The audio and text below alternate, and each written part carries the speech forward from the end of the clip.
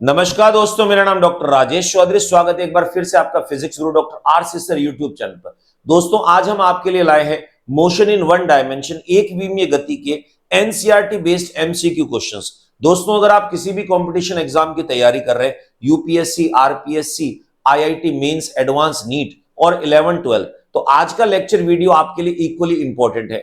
और दोस्तों, अगर आपने हमारा यूट्यूब चैनल सब्सक्राइब नहीं किया है तो इसे आज ही सब्सक्राइब करें, लाइक करें, शेयर करें और दोस्तों नोटिफिकेशन बेल जरूर प्रेस करें ताकि इसी से जुड़ा हुआ नेक्स्ट वीडियो जब हम लॉन्च करें तो उसका नोटिफिकेशन आपको मिल जाए। और साथ में दोस्तों, आपको आज के इस लेक्चर वीडियो की पीडीएफ जो है वो इसी के डिस्क्रिप्शन बॉक्स में मिलेगी। वहां से आप डाउनलोड करके जो भी टॉपिक्स के एमसीक्यू क्वेश्चंस हैं आप उनको देख सकते हैं। तो आइए दोस्तों, स्टार्ट करते हैं आज का लेक्चर वीडियो। पहला क्वेश्चन दोस्तों आपके सामने ध्यान से देखिएगा। क्वेश्चन नंबर फर्स्ट में क्या दे रखा है?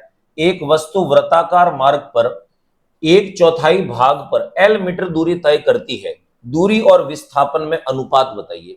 यानी पूरा सर्कल कंप्लीट नहीं करना, इसको 1/4 पार्ट कंप्लीट कर रहा है। तो देखिए, सबसे पहले हम बात करते हैं कि माना कि हमारे पास में कोई भी एक सर्कुलर फील्ड है, एक खेत दे रखा है ऐसा वृत्ताकार आपके पास, ठीक है। अब इसमें मैं दो काल्पनिक डाटास जो है उनको एज्यूम करता हूं। मान लिया ये हो गई त्रिज्या और यहां पर भी मैंने मान लिया इसका त्रिज्या।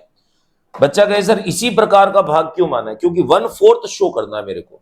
मान लिया व्यक्ति ए पॉइंट पे खड़ा है और इसे जाना है बी पॉइंट पे। अब देखिए, ए से बी तक की जो दूरी है, दूरी का मतलब होता है इस परिधि के ऊपर चलते हुए यहां से यहां तक की जो लेंथ है, इस लेंथ को इसने कह दिया है एल।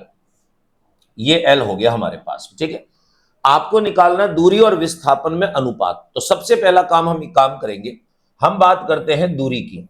डिस्टेंस कितना कवर किया, तो दूरी आपके पास में कितनी है, तो दूरी तो हो गई एल।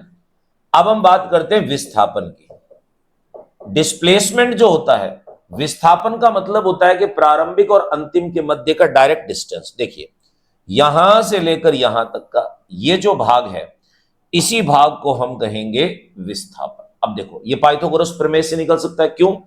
क्योंकि ये भाग आपके पास आर है, ये भाग आपके पास आर है, 90 डिग्री एंगल है। तो पाइथागोरस थ्योरम से ये बनेगा कर्ण।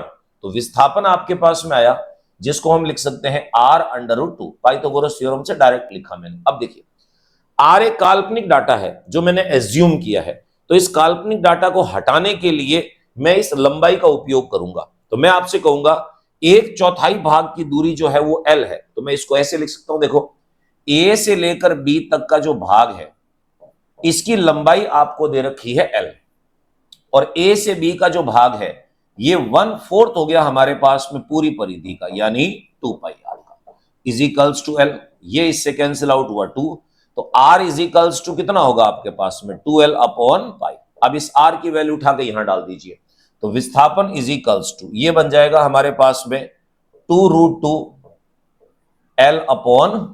ये बन गया आपके पास विस्थापन। अब देखो, दूरी आ गई, विस्थापन l के रूप में आ गया। अब इन दोनों का रेशियो चाहिए, तो हम कहेंगे दूरी डिस्टेंस अपॉन विस्थापन। डिस्प्लेसमेंट जो है ये आपके पास में आएगा l/2√2l/ हो गया हमारे पास पाई। एल से एल कैंसिल आउट, पाई ऊपर शिफ्ट होगा। आपका आंसर है π/2√2। अब ढूंढ लीजिए ये अनुपात कौन सा है, तो हम कहेंगे π/2√2।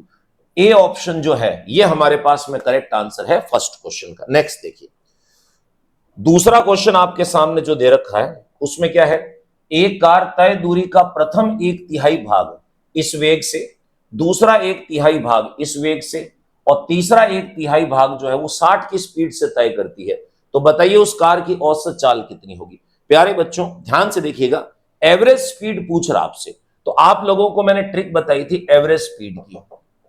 औसत चाल जब कैलकुलेट करते हैं, या तो डिस्टेंस सेम होता है या टाइम सेम होता है, या डिस्टेंस और टाइम दोनों डिफरेंट होते हैं। जबकि यहां इसने क्या कहा है कि एक कार तय दूरी का जो भी डिस्टेंस उसने कवर किया है उसका 1/3, अगला 1/3 और अगला 1/3 तीन भागों में दे रखा है। तो 1/3, 1/3, 1/3, इसका मतलब हुआ डिस्टेंस सेम हुआ। तो आप लोग कहोगे समान दूरी तय करते हुए, समान दूरी तय करते हुए औसत चाल की जो ट्रिक होती है वो आप लोगों को ऑलरेडी मैं बता चुका हूं। उसका फॉर्मूला अगर मैं यूज करूं तो 3 टुकड़ों के लिए 3/V औसत is equals to 1/V1 plus 1/V2 plus हो गया 1/V3। अब देखिए V1 V2 V3 तीनों की वैल्यू है 1/10, 1/20 और तीसरी वैल्यू है 1/60। एलसीएम लोगे 60 आएगा आपके पास। 60 को भाग लगाओ इससे 6, 60 को भाग लगाओ 20 से 3 और 60 को भाग लगाओ इससे 1 आ गया। तो 6 और 3 9 और 1 10/60 हो गया, कैंसिल आउट।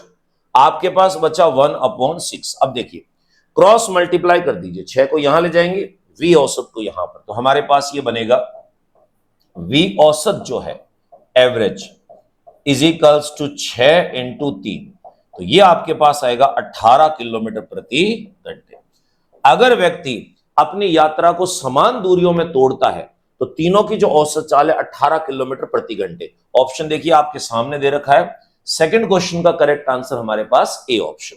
नेक्स्ट तीसरा क्वेश्चन देखिएगा। थर्ड क्वेश्चन में क्या है, उत्तर दिशा में 20 मीटर प्रति सेकंड के वेग से चलता हुआ एक ट्रक मुड़कर पूर्व दिशा में इसी वेग से चलने लगता है, इसके वेग में परिवर्तन कितना होगा। मोस्ट इंपॉर्टेंट क्वेश्चन है दोस्तों। मैं आपको एक चीज बताऊं, ये जो क्वेश्चन आपको दे रखा है ये question motion in one dimension और सदिश इन दोनों का कंबाइन फॉर्म है। क्यों? क्योंकि डायरेक्शन जो दे रखा है, ये देखिए चारों ऑप्शन में डायरेक्शन दे रखे हैं, डायरेक्शन आपको सदिश से कैलकुलेट करना होता है। कैसे निकलेगा ध्यान से देखिएगा। मान लिया ये हमारे पास में इस प्रकार से 4 दिशाएं बना दी मैंने। ये लिख दिया मैंने इसमें पूर्व, ये लिख दिया मैंने इसमें पश्चिम, ये लिख दिया लेफ्ट साइड में उत्तर और यहां लिख दिया मैंने इसमें दक्षिण। ठीक है, पहला काम क्लियर। अब देखिए मैथमेटिक्स में डायरेक्शन बताने का तरीका एक्स वाई जेड होता है, फिजिक्स में डायरेक्शन बताता है इकाई सदिश यूनिट वेक्टर। मान लिया यहां यूनिट वेक्टर मैंने आई कैप लिखा और यहां यूनिट वेक्टर मैं लिख रहा हूं जे कैप, तो आई कैप के जस्ट सामने माइनस आई कैप हो जाएगा ऑपोजिट डायरेक्शन, जे कैप के जस्ट सामने माइनस जे कैप हो जाएगा आपके पास। अब ये है इसका सेंटर पॉइंट। अब क्वेश्चन में क्या दे रखा है ध्यान से देखिएगा। क्वेश्चन में कह रहा है उत्तर की दिशा में 20 मीटर प्रति सेकंड के वेग से चलता हुआ एक ट्रक जो है वो इस प्रकार से यहां से उत्तर की दिशा में चलता है, ऐसे कुछ दूरी तक चला। इसका जो वेग है v1 ये मेरे पास में है 20 दे दिया। अभी सिर्फ वैल्यू लिखी है मैंने, डायरेक्शन नहीं लिखा इसमें, ठीक है। अब उसके बाद कह रहा है कि पूर्व दिशा में मुड़ जाता है। अब यहां से मुड़कर चला गया ये पूर्व दिशा में, ऐसे चला गया।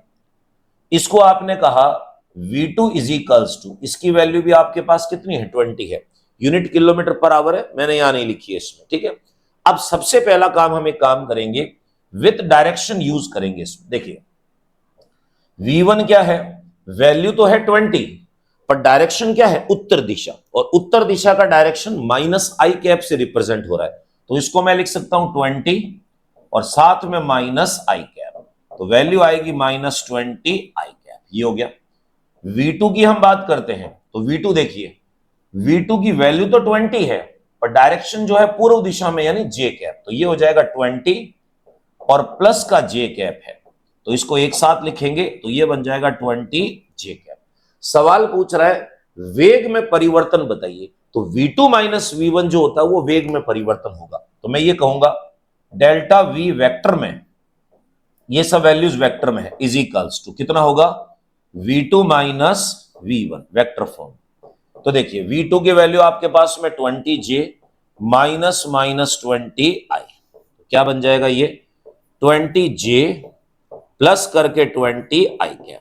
अब मैं इसको क्रम से लिख देता हूं, i को पहले j को बाद में, तो आपके पास में आया डेल्टा v वेक्टर वेग में परिवर्तन का सदिश 20 i cap plus 20 j cap. अब यहां से एक तो हमें निकालना है परिमाण और एक निकालनी है दिशा। तो देखिए सबसे पहले हम बात करते हैं परिमाण की, जिसको मॉडुलस कहेंगे।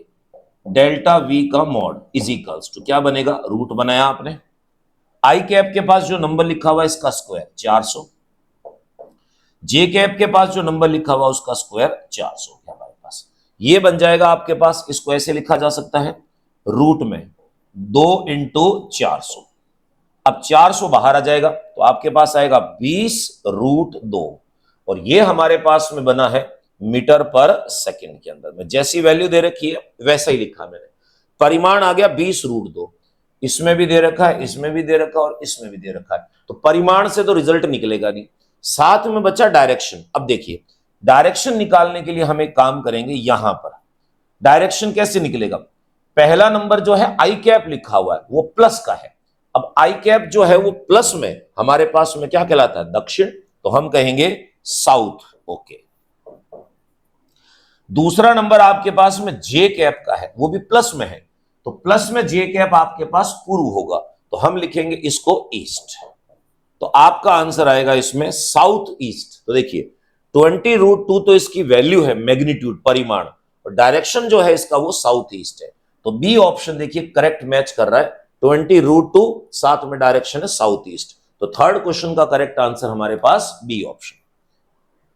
नेक्स्ट आपको दे रखा है एक कण एक समान वेग v से वृत्तीय पथ में गति करता हुआ 60 डिग्री के कोण को तय करने पर इसके चाल में परिवर्तन और वेग में परिवर्तन कितना होगा। ध्यान से देखिएगा क्वेश्चन में क्या दे रखा है, कोई भी एक कण जो है वो इस प्रकार से वृत्तीय पथ में गतिमान है। आपसे कह रहा कहीं पर भी चल रहा है ये, तो मैंने इसको ऐसे मार्क कर दिया, ये चल रहा है वृत्तीय पथ में ऐसे, इसका वेग दे रखा है आपको v। अब चलते चलते ये 60 डिग्री के कोण पे मुड़ गया। अब यूं चल रहा था तो जैसे देखिए ये मार्कर सीधा है, अब 60 डिग्री के कोण पे मुड़ा तो ये ऐसे मुड़ गया। मार्कर और मेरे हाथ के बीच का एंगल जो है वो 60 डिग्री होना चाहिए, तो हमने कहा कि मान लो ये 60 डिग्री पर ऐसे मुड़ गया ये, और इसको मैं थोड़ा सा और आगे बढ़ा देता हूं ऐसे,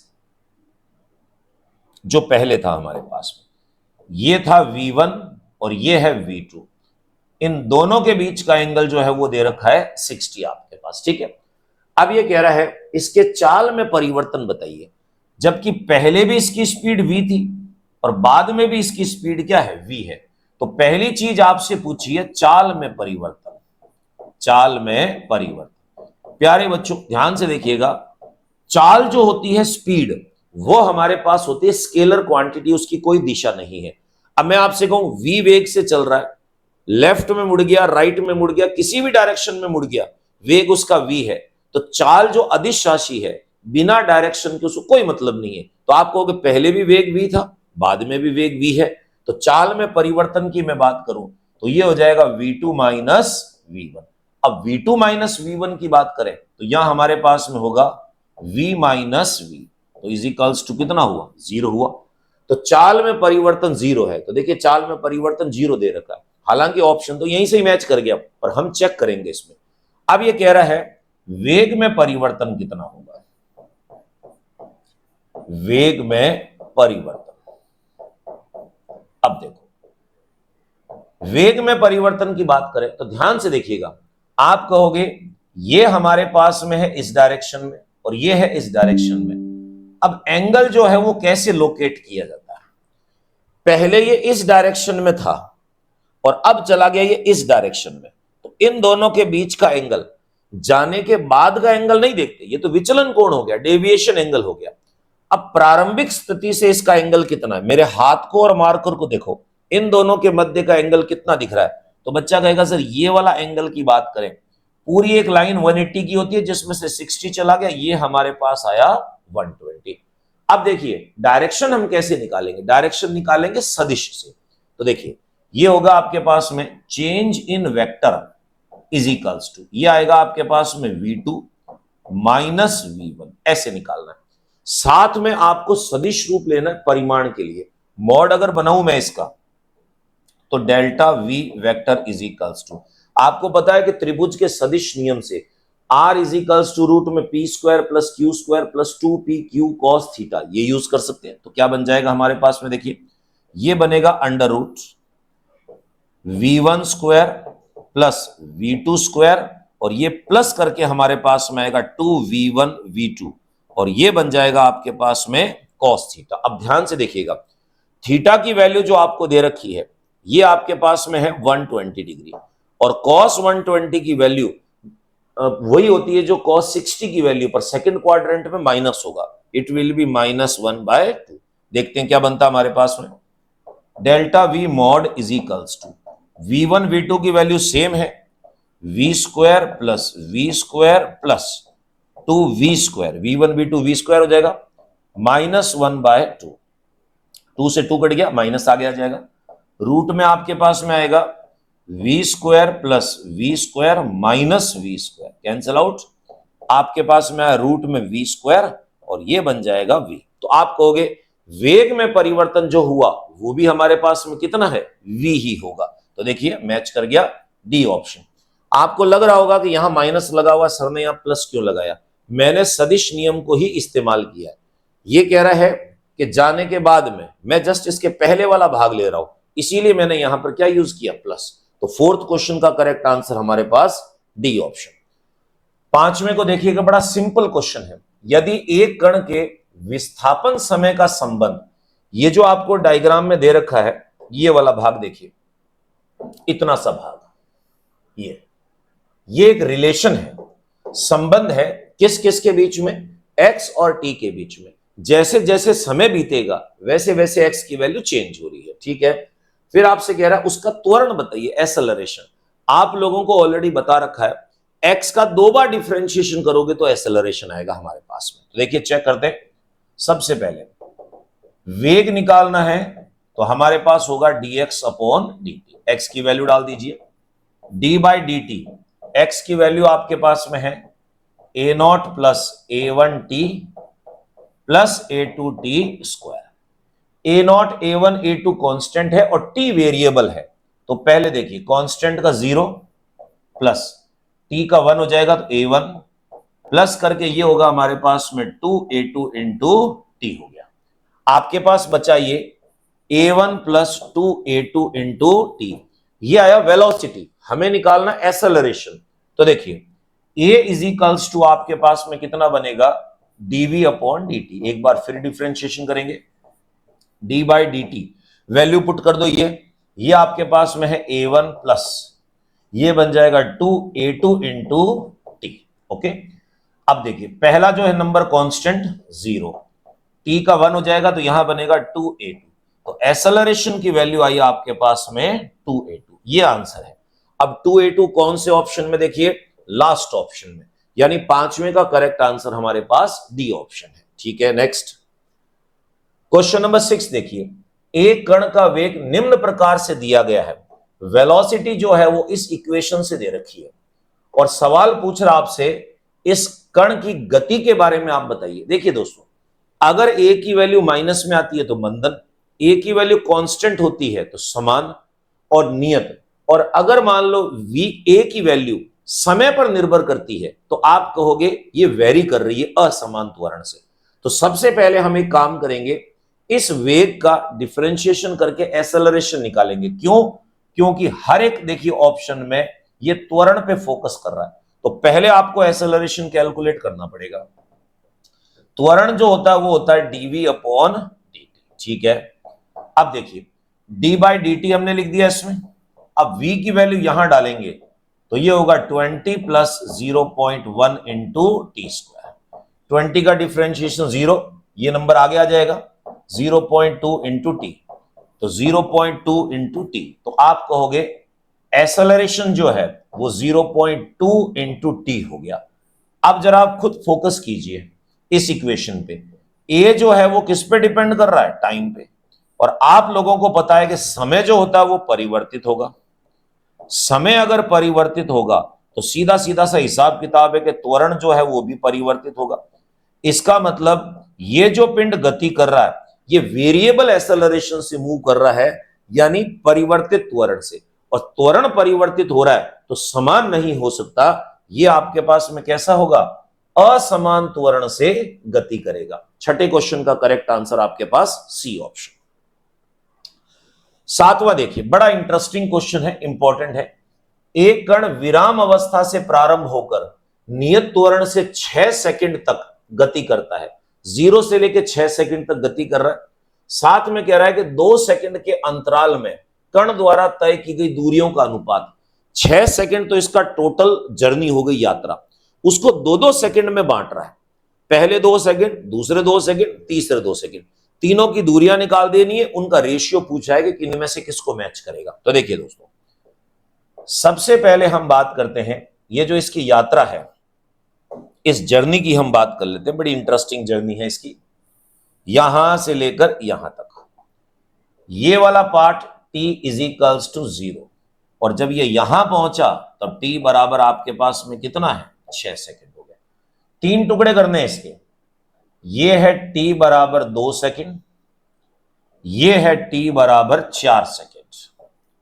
अब 6 यहां हो गया। पहला टुकड़ा जो है उसमें तय दूरी s1, दूसरे टुकड़े की दूरी s2, और तीसरे टुकड़े की दूरी हो गई s3। मेरे प्यारे बच्चों, एक चीज ध्यान से देखिएगा, कभी भी दूरी बीच में से नहीं निकलती है। अब आपको s2 की वैल्यू निकालनी है तो क्या करना पड़ेगा, यहां से यहां तक की दूरी में से s1 माइनस करना पड़ेगा। s3 निकालने के लिए पहले पूरी दूरी निकालोगे और s1 s2 को माइनस करेंगे, यही स्ट्रेटजी यूज करेंगे। अब आप देखिए, दूरी निकालनी है, u दे रखा है, t दे रखा है, नियत त्वरण से कह रहा है a वैल्यू दे रखी है, आपको s निकालनी है, तो न्यूटन की सेकंड इक्वेशन। तो हम पहले बात कर रहे हैं s1 के लिए, s1 के लिए न्यूटन की सेकंड इक्वेशन यूज करो, s is equals to ut plus half at square. s की वैल्यू हो गई s1, u हो गया 0, ये हो गया हाफ a, और t हो गया आपके पास में 2 का स्क्वायर। 2 का स्क्वायर 4 कटेगा तो 2 हो गया, तो 2a वैल्यू आ गई। तो s1 इज इक्वल्स टू हो गया हमारे पास में 2a, पहली वैल्यू क्लियर। अब हम बात करेंगे s2 के लिए। अब s2 अकेला नहीं निकलेगा, इक्वेशन लगाएंगे स्टार्टिंग से लेकर, तो s1 प्लस s2 आएगा, उसमें से s1 को हम माइनस करेंगे। तो यहां से लेकर यहां तक न्यूटन की सेकंड इक्वेशन लगा रहा हूं जो 4 सेकंड के लिए है। तो दूरी कितनी है, s1 plus s2 is equals to ut plus half at square. तो देखो, u तो 0 हो गया हमारे पास में, प्लस करके हाफ a, और समय है 4 का स्क्वायर। 4 का स्क्वायर 16, 16 में 2 का भाग लगा आपके पास 8। s1 प्लस s2 की वैल्यू हो गई 8a। s1 हो गया 2 आपके पास, इधर लाओगे तो 6, तो s2 की वैल्यू आ गई आपके पास में 6a। तो देखो, ये हो गया दूसरा भाग हमारे पास। अब बात आती है तीसरा, s3 के लिए अगर मैं कैलकुलेट करूं इसको, तो क्या बन जाएगा मेरे पास में, सेम डिस्टेंस आपको स्टार्टिंग से लेना पड़ेगा, परंतु आपको s3 निकालने के लिए इन दोनों को माइनस करना पड़ेगा। न्यूटन की second equation, s1 plus s2 plus s3 is equals to ut plus half at square. देखिए, u 0 हो गया, प्लस हाफ a, और t आपके पास में कितना है, टोटल 6 सेकंड का समय, तो 6 का स्क्वायर, 36, 36 का आधा किया 18, तो 18a आ गया। ये वैल्यू किसकी है, s1 plus s2 plus s3। अब s3 निकालना है तो s1 प्लस s2, इनका जोड़ 8 है मेरे पास में, 8 माइनस होगा तो 10 आएगा, तो s3 की वैल्यू हो गई आपके पास में 10a। अब मेरे प्यारे बच्चों, बड़ा सिंपल सा क्वेश्चन हो गया, s1 ratio s2 ratio s3, value डाल दो इसमें। पहला आपके पास कितना है, 2a, दूसरा हो गया हमारे पास 6a, और तीसरा है हमारे पास में 10a। अब देखो, a से a कैंसिल आउट, 2 से काटो, 1:3:5। ये ऑप्शन किस में मैच कर रहा है, 1 3 5। देखो, थर्ड ऑप्शन सी जो पार्ट है इसमें मैच कर रहा है। 7th क्वेश्चन हमारे पास। नेक्स्ट, 8वें को देखिएगा। 8वें में दे रखा है, 2 वस्तुएं ma और mb द्रव्यमान की, यानी इस बार आपको मास दे रखा है, 2 पिंड हैं जिनके द्रव्यमान दे रखे हैं, अलग अलग ऊंचाइयों क्रमशः a और b से गिराई जाती है। तो वस्तुओं द्वारा तय की गई ऊंचाइयां जो है उनको पार करने में कितना समय लगा। देखिए दोस्तों, आपको डायरेक्ट मैंने इसके कंसेप्ट बता रखे हैं। अगर मान लो हमारे पास में ये कोई भी एक h ऊंचाई दे रखी है, मैं एक नॉर्मली बेसिक डिटेल बता रहा हूं, मैं a और b की लड़ाई में नहीं पढ़ रहा, इसमें h की बात कर रहा हूं, ठीक है। यहां से किसी भी एक पिंड को स्वतंत्रता पूर्वक छोड़ा जाए तो इसको जमीन पर आने में जो समय लगता है, ये न्यूटन की सेकंड इक्वेशन से कैलकुलेट करते हैं, और इसकी मैं ट्रिक बता चुका हूं डायरेक्ट। तो ये जो फॉर्मूला होगा हमारे पास में t is equals to under root 2h upon G होता है। अब देखिए, क्या आपको इस t के फॉर्मूले में कहीं मास दिख रहा है? तो पहली बात तो है कि समय जो है द्रव्यमान पर निर्भर नहीं करेगा, समय सिर्फ एक ही चीज पर निर्भर करता है और वो होती है हाइट। तो देखिए 2 और h तो कांस्टेंट है, मैं इसको लिख सकता हूं t directly proportional under root h। इस फंडे को यूज कीजिए, a और b दो ऊंचाइयां हैं, इनमें समय का अनुपात बताना है। तो देखिए मैंने कहा टी ए वाला और टी बी, इनका रेशियो बताना है। तो आप कहोगे दोनों में हाइट मैटर करेगा, हाइट कितनी है? तो दोनों में रूट आ गया हमारे पास। ए वाले का जो समय है उसकी ऊंचाई ए हो गई तो रूट ए, बी वाले की हाइट बी हो गई तो मैंने यहां लिख दी बी। तो आपका आंसर आया under root a ratio under root b. अब ढूंढ लो कौन सा है। पहले में बिना रूट का है, आंसर नहीं है। दूसरे में द्रव्यमान दे रखा है, द्रव्यमान न्यूटन की इक्वेशन में कभी नहीं आता है। तीसरा मैच कर रहा हमारे पास में, चौथा मैच क्यों नहीं कर रहा? चौथे में स्क्वायर दे रखा आपको इसमें। तो आप कहोगे आठवें का करेक्ट आंसर हमारे पास सी ऑप्शन हुआ। नेक्स्ट, किसी कण का t बराबर 0 पर प्रारंभिक वेग u है, यानी t इज इक्वल्स टू 0 पर विराम अवस्था में रेस्ट में था ये, और t समय पर कण का त्वरण इतना हो गया, f is equals to at। अब देखिए f जो है इसको इसने त्वरण माना है, जनरली आपकी साइकोलॉजी से खेल रहा है, क्योंकि हम त्वरण a को कंसीडर करते हैं। इसने कहा है कि a आपके पास कोई स्थिरांक है, कांस्टेंट है, इसको त्वरण मानने की गलती नहीं करनी है। t समय के बाद में कण के वेग v के लिए कौन सा संबंध सही है?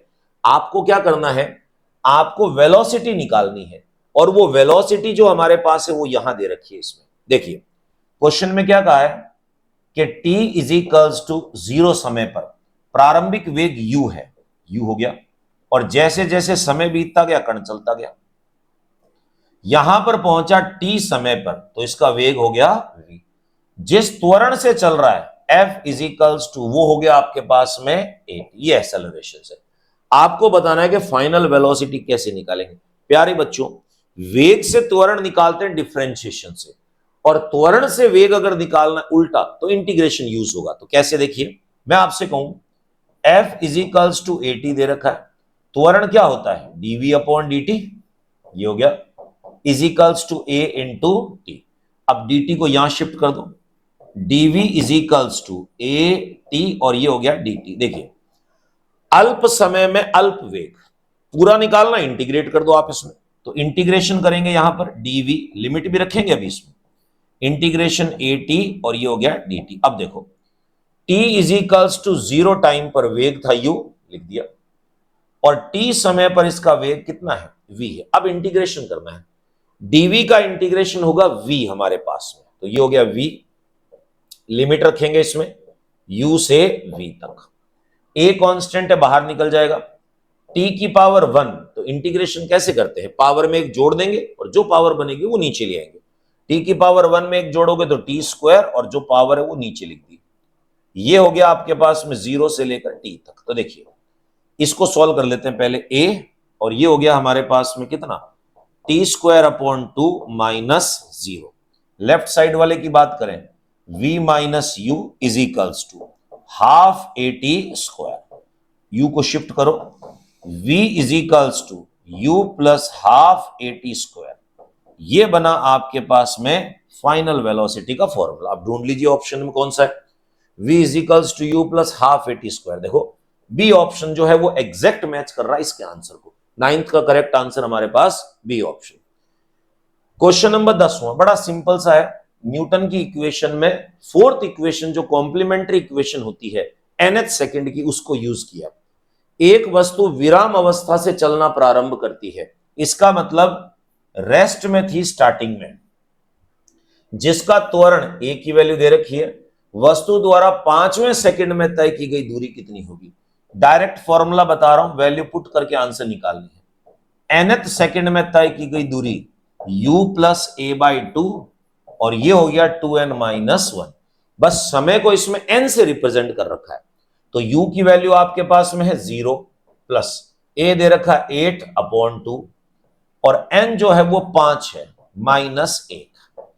ये कट जाएगा यहां पर 4, तो 4 और ये हो गया 10 में से 1 गया 9, 9 चौक 36, यानी 5वें सेकंड में तय की गई दूरी 36 मीटर है। ऑप्शन ढूंढ लीजिए, फर्स्ट ऑप्शन आपका करेक्ट आंसर है 10th क्वेश्चन का। नेक्स्ट 11वें क्वेश्चन को देखो, एक पिंड विराम अवस्था से यानी u इजिकल्स टू 0 तथा नियत त्वरण से चलता है, तो a की वैल्यू कांस्टेंट दे रखी है, तो तीसरे और चौथे सेकंड में पिंड द्वारा तय की गई दूरियों का अनुपात।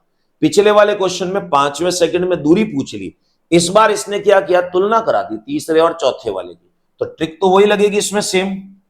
आप कहोगे nth जो हमारे पास है उसका फॉर्मूला होता है u plus a by 2n minus 1। अब देखिए u की वैल्यू हो गई आपके पास में 0 और a कांस्टेंट है, तो a दोनों में वैलिड है, a बाई 2n माइनस 1, तो मैं डायरेक्ट ही कर देता हूं इसमें s तीसरे सेकंड में divided by s fourth second में। अलग अलग वैल्यू नहीं निकालनी, रेशियो में डायरेक्ट यूज कर देना। तीसरे सेकंड में n 3 रख देंगे, चौथे सेकंड में n 4 रख देंगे। इसमें a बाई 2 दोनों के लिए सेम है, 2 इंटू 3 माइनस 1, a बाई 2 और ये हो जाएगा 2 इंटू 4 माइनस 1। देखो क्या बन जाएगा, a बाई 2 से a बाई 2 कट गया, 6 में से 1 गया 5, 8 में से 1 गया 7, तो आंसर आया आपके पास में 5/7। 5/7 कौन सा, देखिए बी ऑप्शन। 11वें का correct answer B option. Next, एक वस्तु कुछ ऊंचाई से छोड़ी जाती है, तो छोड़ी जाती है का मतलब u बराबर 0। ठीक 1 सेकंड के बाद दूसरी वस्तु समान ऊंचाई से छोड़ी जाती है, वो भी 0 हो गया, बस 1 सेकंड बाद में। ठीक है, दूसरी वस्तु को छोड़ने के 2 सेकंड के बाद दोनों वस्तुओं के बीच की दूरी कितनी, कितनी चालाकी से क्वेश्चन फ्रेम किया है। पहला पिंड छोड़ा, 1 सेकंड बाद दूसरा छोड़ा और पूछा कि दूसरे को छोड़ने के 2 सेकंड बाद अब इन दोनों के बीच की दूरियों का अंतर। अब किसको कितना समय मिला, पहले वाले को हमने छोड़ा था t इजिकल्स टू 0 सेकंड पे, दूसरे को छोड़ा t इजिकल्स टू 1 सेकंड पे, पूछ रहा है t इजिकल्स टू 3 सेकंड पे, तो दूसरे वाले को तो 2 सेकंड मिले और पहले वाले को 3 सेकंड मिले। तो पहले वाले पिंड 3 सेकंड में कितनी दूरी तय की, दूसरे वाले ने 2 सेकंड में कितनी दूरी तय की, दोनों का डिफरेंस कर दो, आपका आंसर आ जाएगा। तो देखिए डायरेक्ट फॉर्मूला बेस्ड है, ये एक हमने मीनार बना दी, यहां पर ये मीनार बना दी। अब यहां से किसी भी एक पिंड को छोड़ रहे हैं, u इजिकल्स टू 0, कब, t इजिकल्स टू 0 सेकंड पे। फिर हमने एक और पिंड को छोड़ा, u इजिकल्स टू 0, ये था t इजिकल्स टू 1 सेकंड बाद में इसके, और पूछ रहा आपसे है दूसरे के 2 सेकंड बाद, तो दूसरे वाले को तो 2 सेकंड मिले, पहले वाले को 3 सेकंड मिले। तो देखिए मैं पहले वाले की बात करता हूं, u 0 है, तो आप कहोगे न्यूटन की सेकंड इक्वेशन हाफ GT² हो जाएगा, तो ये होगा हमारे पास में हाफ g की वैल्यू 10, मैंने साइन कन्वेंशन से काट दिया दोनों को इसमें, और t की वैल्यू पहले वाले को 3 सेकंड का समय मिल जाएगा, 3 का स्क्वायर, ये कट गया आपके पास 5, 9 9 पंजे 45, मैंने 10 यूज किया, इसने शायद 9.8 यूज किया, तो पहले वाले में ये हो गया। अब S2 की बात करें तो सेम हाफ g की वैल्यू 10 और t जो है दूसरे वाले को सिर्फ 2 सेकंड का समय मिल रहा है, तो ये हो गया हमारे पास 2 का स्क्वायर। अब आप खुद देख लो, ये बन गया 5, 5 चौक 20, तो 20 मीटर हो गया। इसमें दोनों को माइनस कर दो, तो डिफरेंस पूछ रहा है दोनों में अंतर, तो S1 माइनस S2, भाई S वाले को 1 सेकंड ज्यादा मिल रहा है तो दूरी तो ज्यादा होगी इसकी, तो ये आ जाएगा आपके पास में कितना, 45 में से 20 माइनस कर दिया, it will B 25 metre.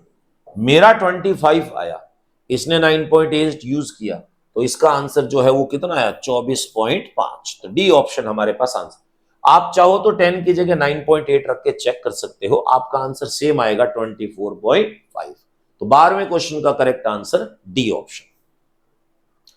Question number 13, एक आदमी पहाड़ी के एक किनारे पर खड़ा है, यदि यह एक पत्थर जिसका प्रारंभिक वेग u है को ऊपर की ओर फेंकता है तथा दूसरे पत्थर को समान प्रारंभिक वेग से सीधा नीचे की ओर फेंकता है, तो पहाड़ की सतह से टकराते समय इन दोनों की चाल का अनुपात। देखो कितनी चालाकी से क्वेश्चन बनाया है ये। अब इस क्वेश्चन की हम बात करें, एक ही पहाड़ी से दो पत्थर फेंके जा रहे हैं इसमें। ये हो गया हमारे पास में पहाड़ी, ऊंचाई h मान लीजिए आप इसमें। यहां पर खड़े होकर एक पत्थर को तो हमने ऐसे ऊपर की तरफ फेंका, नीचे आया, वेग हो गया इसका v1, और दूसरे को हम उसी वेग से ऐसे नीचे फेंक रहे हैं। ये ऊपर वाला u से था, ये भी u से है, तो जब ये जमीन से टकराएगा तो इसका वेग हो गया v2। सवाल पूछा है कि v1 और v2 का रेशियो कितना होगा, सेम होगा, डबल होगा, 3 गुना होगा, आधा होगा, कैसा होगा ये, ठीक है। तो सबसे पहले देखिए, न्यूटन की इक्वेशन फ्रेम करनी है v निकालने के लिए। t का कहीं जिक्र नहीं हो रहा है, तो t का जिक्र नहीं हो रहा तो पहली दो इक्वेशन उड़ गई, थर्ड इक्वेशन से हम v निकालेंगे। तो सबसे पहले हम बात करेंगे v1 के लिए, चिन्ह परिपाटी यूज करते हुए सॉल्व करेंगे हम इसमें। देखिए, सबसे पहले जहां से चीज फेंकी जाएगी, ऊपर प्लस नीचे माइनस, हम ऊपर वाले की बात कर रहे हैं, पहले ध्यान रखना, कंफ्यूज नहीं होना। Third equation v square is equals to u square plus 2gs होता है। ओके, अब देखो v की वैल्यू कितनी है, नीचे की तरफ है हमारे पास, तो ये हो जाएगा माइनस का v1 स्क्वायर। ओके, u ऊपर की तरफ है तो u का स्क्वायर प्लस में 2, ग्रेविटी नीचे की तरफ लगती है तो माइनस g, और हाइट जो आपके पास में है वो नीचे की तरफ है इस पॉइंट से, देखो तो ये हो जाएगा इसमें माइनस h, माइनस से माइनस कट गया, तो आपके पास बना v1 square is equals to u square plus 2gh। Okay, v1 की वैल्यू कितनी आ गई, रूट में यू स्क्वायर प्लस 2gh हो गया, ये हमारे पास में। अब ये निकल गया पहले के लिए। अब हम बात करेंगे v2 के लिए। v2 के लिए हालांकि ये अंडरस्टूड चीजें हैं, परंतु फिर भी आपको ये पता करना पड़ेगा कि ये कैसे होती है। ये देखिए, चिन्ह परिपाटी सेम है, ऊपर प्लस नीचे माइनस। अब हम बात करेंगे नीचे की ओर फेंकने वाले की, तो न्यूटन की same third equation, v square is equals to u square plus 2gs। अब देखो v की बात करते हैं हम इसमें, v नीचे की तरफ है इसमें भी, v2 माइनस v2 का स्क्वायर, u भी नीचे की तरफ है माइनस u का स्क्वायर प्लस 2g माइनस में है नीचे की तरफ, s भी माइनस में हो गया, h कट गया आपस में, तो क्या बनेगा देखो, v2 square is equals to u square plus 2gh, square हटा दो, v2 is equals to root में यू स्क्वायर प्लस 2gh। अब मेरे प्यारे प्यारे बच्चों, अब जरा इन इक्वेशंस को ध्यान से देखिएगा, v1 की वैल्यू और v2 की वैल्यू, आपको बोल रहा है कि इनका अनुपात बताइए। आप कहोगे सर v1 v2 तो सेम है, देखिए एज इट इज हूबहू, चिन्ह परिपाटी लगा के प्रूफ किया इसमें, इसका मतलब v1 और v2 की वैल्यू सेम है, तो इनका रेशियो जो होगा वो क्या होगा, 1:1। थर्ड का सी ऑप्शन है। अब ये फंडा बना लो, इसमें एक ही जगह से खड़े होकर अगर एक पत्थर को ऊपर फेंकेंगे और उसी वेग से नीचे फेंकेंगे, तो दोनों जब जमीन से टकराएंगे, दोनों की वेलोसिटी जो है वेग क्या होगा, सेम होगा हमारे पास। 13वें क्वेश्चन का correct answer C option. Question number 14, किसी पुल से जब एक पत्थर को नीचे गिराया जाता है, यानी u 0 है, तो 4 सेकंड में जमीन तक पहुंचता है, तो पुल की ऊंचाई बताइए। सिंपल सा क्वेश्चन है, न्यूटन की इक्वेशन को फॉलो करता हुआ। ये हमारे पास में एक पुल बना दिया हमने, ठीक है, मतलब h हाइट का, ये हो गया हमारे पास पुल। यहां से किसी एक पिंड को छोड़ रहा है, तो u बराबर 0 हो गया। नीचे आने में इसको 4 सेकंड का समय लगा है, 4 सेकंड के बाद में जमीन से टकराया, तो चिन्ह परिपाटी यहां से यूज करेंगे, ऊपर प्लस और नीचे माइनस। देखो u दे रखा है, t is equals to 4 second, t दे रखा है, g नीचे की तरफ है वो दे रखा, और h, u g h t Newton की सेकंड इक्वेशन, तो आप कहोगे s is equals to u t plus हो गया हमारे पास में half a t square, g लगा देंगे इसमें। s की वैल्यू कितनी है, माइनस h नीचे की तरफ है, u 0 हो गया प्लस हाफ, ग्रेविटी नीचे की तरफ है -10, और t समय पॉजिटिव होता है ऑलवेज, 4 का स्क्वायर, समय के आगे प्लस माइनस नहीं लगता, ऑलवेज पॉजिटिव रहता है। तो देखिए ये कट जाएगा इससे 5, 4 का स्क्वायर 16, 16 पंजे आपके पास में आएगा लगभग 80। अब बच्चा गए सर, ये माइनस में है, देखो यहां पर माइनस से माइनस कट जाएगा। बच्चा गए सर 80 तो ऑप्शन में है ही नहीं। अब मैंने यहां पर जी की वैल्यू 10 यूज की है, अगर आप जी की वैल्यू 9.8 यूज करोगे तो 80 से थोड़ा सा कम आएगा आपके पास में 78.4। क्लियर? वैल्यू आप यूज कर सकते हो, उसी अकॉर्डिंग आंसर। 14वें का करेक्ट आंसर हमारे पास A option. Question number 15 most important question है, ध्यान से देखिएगा। एक पत्थर एक टावर के शीर्ष से छोड़ा जाता है, u बराबर 0, तो धरातल से टकराने पर इसका वेग है 3 किलोमीटर प्रति घंटे। दूसरा पत्थर ऊर्ध्वाधर ऊपर की ओर समान टावर के शीर्ष से 4 किलोमीटर प्रति घंटे की चाल से फेंका जाता है, तो इसके धरातल से टकराते समय इसका वेग कितना होगा। देखते हैं, इसमें दो कंडीशंस दे रखी है, दोनों को मैच करके निकालना आंसर। आपको यह कह रखा है ये हमारे पास में कोई भी एक टावर हो गया, हाइट नहीं दे रखी है आपको, इसमें टावर की हाइट h मान ली मैंने। पहली बार में क्या कर रहा है, यहां से किसी पिंड को छोड़ रहा है, u बराबर 0। अब जब ये जमीन पे टकराएगा तो उस समय इसकी जो स्पीड होगी वो आपको दे रखी है v इजिकल्स टू कितनी, 3 किलोमीटर पर आवर दे रखी है। ग्रेविटी आपको पता है नीचे की तरफ लगती है। अब देखो u दे रखा है, v दे रखा है, g दे रखा है, h दे रखा है, चारों को मैच करती हुई न्यूटन की थर्ड इक्वेशन।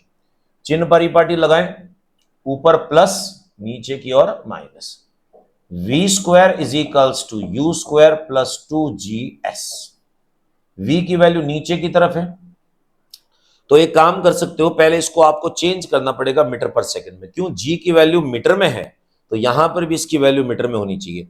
तो आप क्या करोगे, 5/18 से आप इसको गुणा कर दोगे, ये कटेगा आपके पास में, तो आप कहोगे सर 5/6 आ गया आंसर मेरे पास में, मीटर पर सेकंड। सिंप्लिसिटी के लिए पॉइंटों में लाने की कोई आवश्यकता नहीं है। v हो गया आपके पास में नीचे की तरफ माइनस में 5/6 का स्क्वायर, ओके। u 0 हो गया, प्लस करके 2, g नीचे की तरफ है हमारे पास में, तो -10 ले लेता हूं मैं इसमें, 10 हो गया। और s जो है वो भी नीचे की तरफ है पर वैल्यू नहीं दे रखी, माइनस से माइनस कट गया, ये हो जाएगा 25/36 इजिकल्स टू, ये हो गया 20 और h हो गया हमारे पास। यहां से h की वैल्यू निकाल सकते हैं, देखिए 5 से काटो इसको, 5 और ये बन गया 4, नीचे आ जाएगा इसमें। तो h की वैल्यू आ गई आपके पास 5/4 से मल्टीप्लाई करो इसको, तो ये हो जाएगा 144। तो h की वैल्यू आ गई आपके पास 5/144 मीटर, ठीक है, निकाल ली इसमें। अब सेकंड कंडीशन में क्या कह रहा है, दूसरा पत्थर ऊर्ध्वाधर नीचे की ओर शीर्ष से 4 किलोमीटर प्रति घंटे की चाल से फेंका जाता है। चेक कर लेते हैं दूसरे के लिए। आपको यह कह रहा है सेम वही टावर ले लिया हमने, इस बार छोड़ नहीं रहे, इस बार फेंक रहे हैं। u की वैल्यू आपको कितनी दे रखी है, 4 दे रखी है।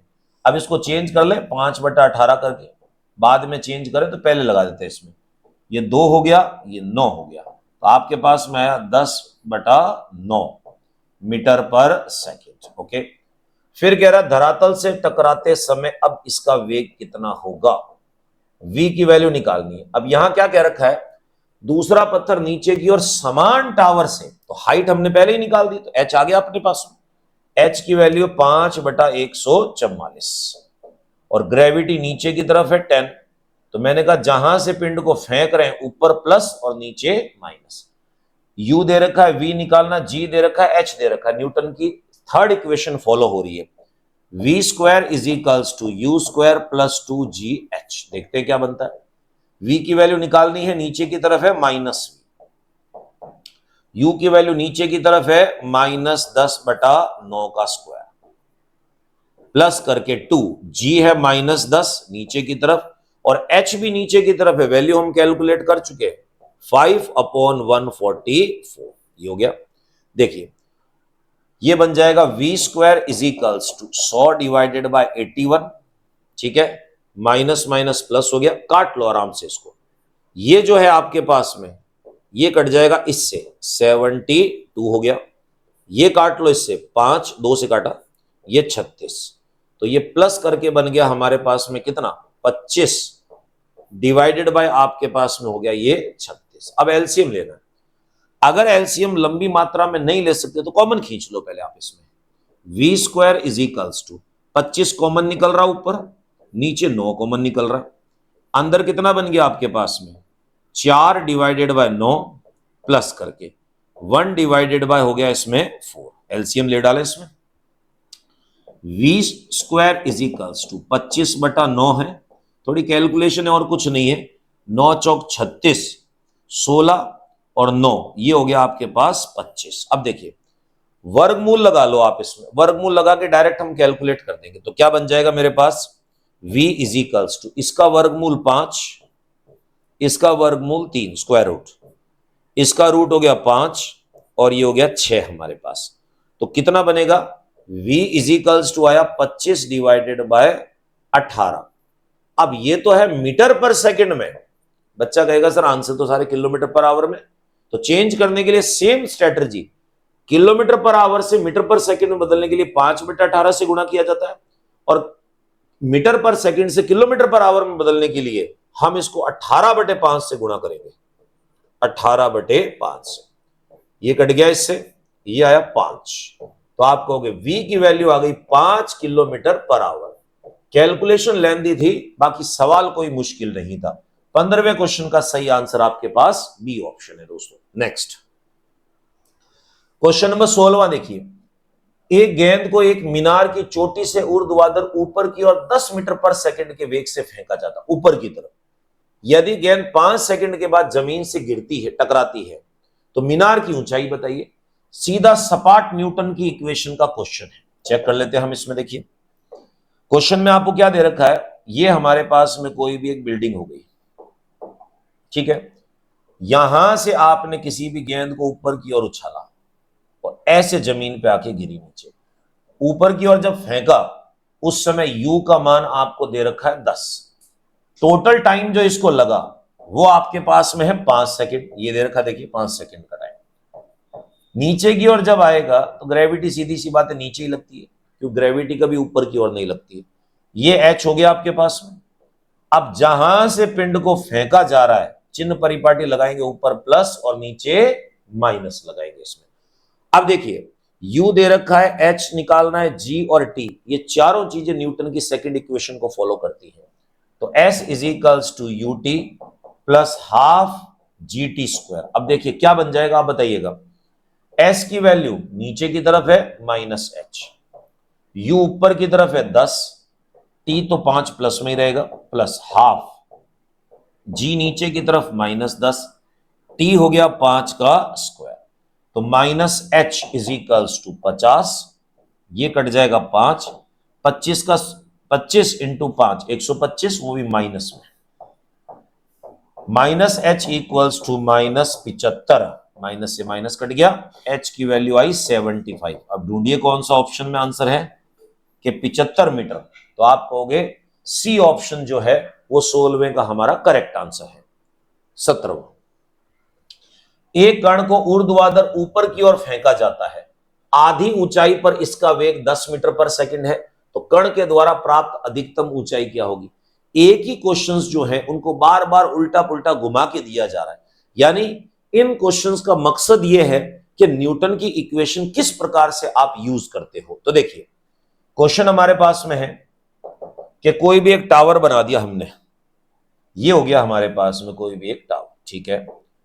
अब ये कह रहा है कण को ऊर्ध्वाधर ऊपर की ओर फेंका जाता है, यहां से, हमें नहीं पता किस वेग से फेंका, यू से, परंतु इतना पता है कि जब ये आधे डिस्टेंस पे आ जाएगा इस समय इसकी जो स्पीड होगी वो होगी आपके पास में 10 मीटर पर सेकेंड, ये हो गया इसमें। और ये कितनी ऊंचाई है आपके पास में, ये है h/2। मेरे प्यारे बच्चों जब ये h/2 है तो शेष भाग भी तो आधा ही होगा। अब देखो इसको मैंने a मान लिया, इसको b मान लिया, और आपको पता है कि जब कोई भी कण अपने हाईएस्ट पॉइंट पे होता है उस समय एक बार उसका वेग कितना होगा, 0 होगा, तो इसको c पॉइंट मान लिया।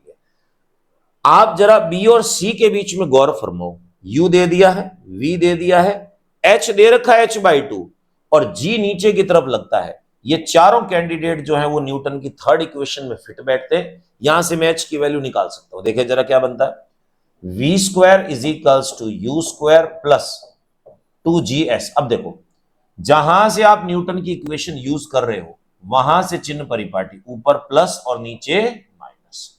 तो देखिए क्या बन जाएगा, v है 0, u आपके पास में 10 है ऊपर की तरफ, तो प्लस का 10 बन गया, प्लस करके 2।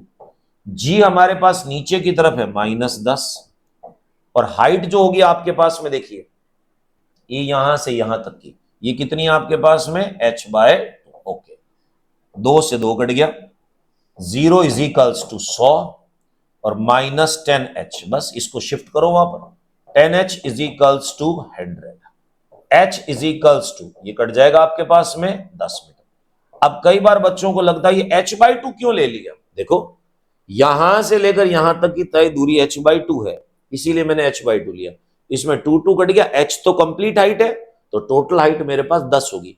अब कई बच्चे अपना ज्ञान वर्धन करने के लिए इसका डबल कर देते हैं कि साहब दूरी तो आधी ली है, h/2 आधा है, पर h आधा थोड़ा ना, h तो कंप्लीट हाइट है, तो इसीलिए हमारा आंसर जो होगा वो सी ऑप्शन होगा। 17वें का करेक्ट आंसर सी है। 18वां, दो कण ए तथा बी का विराम अवस्था से विस्थापन ग्राफ, समय ग्राफ जो है वो सरल रेखीय है, जो समय अक्ष के साथ 30 डिग्री और 60 डिग्री के कोण बनाता है।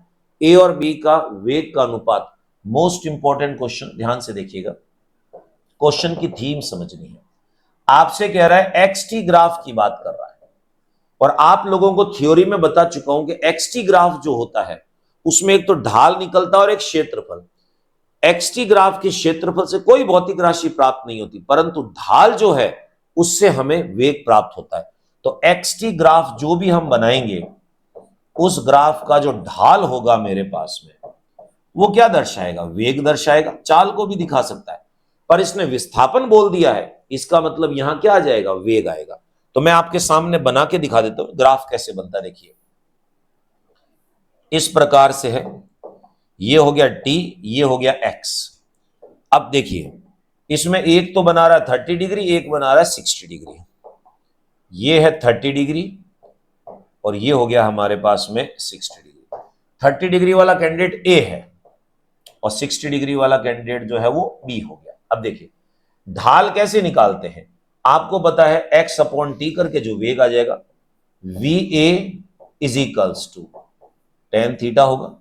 ढाल का मतलब होता है लंब बटे आधार, तो लंब बटे आधार मतलब tan थीटा, तो ये आपके पास में, और vb जो है ये भी सेम आपके पास में tan थीटा हो जाएगा, थीटा डैश कह दो, दोनों का रेशियो ले लीजिए आप इसमें, va/vb is equals to tan 30 degree और ये बन गया हमारे पास में tan 60 डिग्री। tan 30 की वैल्यू होती है 1/√3 और tan 60 की वैल्यू होती है √3। ये मल्टीप्लाई होगा, √3 इंटू √3, तो 1 कितना हुआ 3, तो आंसर आया 1:3। देखिए डी ऑप्शन में दे रखा है। बच्चे को रूट में वैल्यूज का नॉलेज नहीं होता, इसीलिए फंसाने के लिए देखो रूट भी दे रखे हैं ऑप्शन में, परंतु करेक्ट आंसर 18वें का डी ऑप्शन है। 19वां क्वेश्चन क्या दे रखा है, एक हॉल का मेजरमेंट है 10 मीटर लंबाई, 10 मीटर चौड़ाई और 10 मीटर ऊंचाई। एक मक्खी एक कोने से विकर्ण के विपरीत दिशा में दूसरे कोने की ओर जाना शुरू करती है, मक्खी के विस्थापन का परिमाण लगभग क्या होगा। प्यारे बच्चों बड़ा कंसेप्चुअल क्वेश्चन है, मैथमेटिकल फॉर्म का क्वेश्चन है। देखिए क्या दे रखा आपको, ये कमरा बना दिया हमने, कमरा आपके पास में घन के आकार का है, क्यूब के शेप का। देखिए ये ऐसे कनेक्ट कर दिया हमने इसमें, ये ऐसे कनेक्ट कर दिया। ये हो गई आपके पास में लंबाई, ये हो गई चौड़ाई और ये हो गई ऊंचाई। अब सबसे लंबा विकर्ण निकालना मुझे, लॉन्गेस्ट डायगोनल, तो हमने कहा ठीक है ये है सबसे लंबा विकर्ण, बिल्कुल आमने सामने के किनारों को जोड़ता हुआ, आपके कमरे के इस किनारे से लेकर इस किनारे तक लॉन्गेस्ट डायगोनल बनता है ये हमारे पास। और इसका फॉर्मूला जो होता है हमारे पास में, सबसे लंबे विकर्ण का रूट में लंबाई का स्क्वायर प्लस चौड़ाई का स्क्वायर प्लस ऊंचाई का स्क्वायर। तो देखो LBH तीनों ही आपके पास में जो है वो दे रखे 10, तो रूट में क्या हो जाएगा 10 का स्क्वायर प्लस 10 का स्क्वायर प्लस 10 का स्क्वायर। अब देखो 10 स्क्वायर कॉमन आ रहा, बाहर निकलेगा 10, 1 प्लस 1 प्लस 1 3, यानी 10 अंडर रूट 3। ये बन गया हमारे पास में सबसे लंबा विकर्ण। तो 10 रूट 3 देखिए बी ऑप्शन दे रखा है। अब रूट की वैल्यू रखने की बात नहीं कर रहा, इसीलिए हमने वैल्यू नहीं रखी। तो 19वें का करेक्ट आंसर हमारे पास में हुआ बी ऑप्शन। नेक्स्ट 20वां देखिए, एक कार 100 मीटर त्रिज्या के वृत्तीय पथ में नियत चाल से प्रत्येक चक्कर जो है, हर एक चक्कर 62.8 सेकंड में पूरा करती है। प्रत्येक चक्कर में औसत चाल और औसत वेग बताइए। देखिए दो चीजें हैं आपके सामने। सबसे पहले मैं आपसे कहूं, इसमें मुझे निकालना है औसत वेग, जो इजी है, पहले मैं वो बात कर लेता हूं। इसमें औसत वेग आपको बताया कि वेग होता है विस्थापन पे डिपेंड। जब एक पूरा चक्कर कर लेगा तो विस्थापन 0 होगा, तो विस्थापन 0 होगा तो औसत वेग भी कितना होगा 0। तो औसत वेग 0 आ गया। औसत चाल की बात करते हैं। हमने कहा औसत चाल। अब सिंपल सा फंडा है, चाल बराबर होगा हमारे पास में दूरी बटे समय। तो अब मुझे बताइएगा दूरी कितनी तय की। पूरा एक चक्कर अगर लगाने की बात करता हूं तो वो वृत्त की परिधि होगी 2 पाई आर, अपॉन हो गया समय। तो देखो 2 इंटू पाई की वैल्यू है 3.14, आर आपके पास में 100 मीटर हो गया। समय जो दे रखा वो है 62.8। इन दोनों को मल्टीप्लाई करो, इनको आपस में, ये कितना बन जाएगा 6.28 इंटू 100 अपॉन 62.8। ये 1 और ये हो गया 10 हमारे पास। ये कटा इससे, यानी बना 10 मीटर पर सेकेंड। अब आप देखिए औसत चाल तो 10 आई, औसत वेग 0 आए। अब ढूंढ लीजिए, वेग 10 है, गलत। वेग 0 है, चाल 10 है, बिल्कुल सही है। तो ये करेक्ट आंसर हमारे पास में हुआ बी ऑप्शन। 20वां क्वेश्चन जो है इसका सही विकल्प आपके पास बी ऑप्शन है दोस्तों। तो दोस्तों ये थे आज के इंपॉर्टेंट क्वेश्चंस। ये सभी क्वेश्चंस जो हैं किसी न किसी कंपटीशन एग्जाम में आए हुए क्वेश्चंस हैं। आपको इन क्वेश्चंस के पीछे छुपे हुए कंसेप्ट को ध्यान से देखना है। जैसा कि मैं आपको कहता आया हूं, क्वेश्चन नहीं रटना है। डाटाज एग्जामिनेशन में चेंज कर दिए जाते हैं, परंतु फंडा जो है, कंसेप्ट, वो कभी चेंज नहीं किया जाता है। तो दोस्तों इजाजत दीजिए, नेक्स्ट वीडियो में आपके सामने फिर उपस्थित होंगे। तब तक धन्यवाद।